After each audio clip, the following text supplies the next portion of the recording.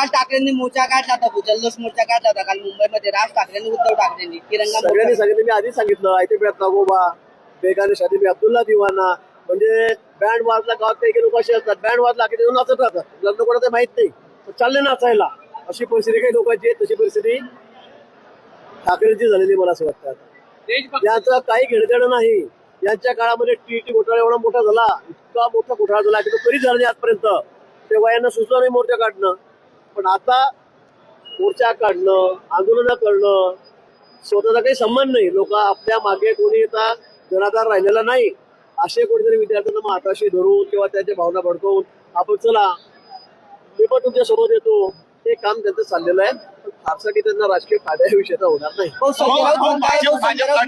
मात्र या ठिकाणी बघायला गेलं तर राष्ट्रवादी आणि शिवसेना बघण्याची भूमिका केली असं आदित्य ठाकरे यांचं म्हणणं आहे. कोणी बघायची भूमिका घेत नाही. आम्ही सगळे एक आहोत, तुम्ही काळजी करू नका. मी अजूनही त्यांना सांगेल की तुम्ही असे उपद्रव करण्यापेक्षा आपला पक्ष कसा वाढेल, आपले आमदार आपल्याला कसे राहतील, आता आपले महापालिकेतले मुंबईच्या नगरसेवक आपल्याला कसे राहतील, यासाठी प्रयत्न करा. ते नुसतं उपद्रव करून तुम्हाला राजकीय त्याचा कुठलाही फायदा होणार नाही.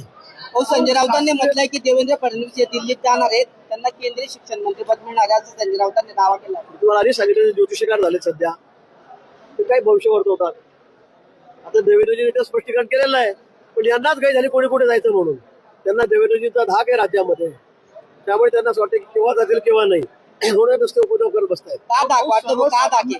त्यांना माहित आहे एवढं सक्षम नेता कोण आहे, त्यांना माहित आहे.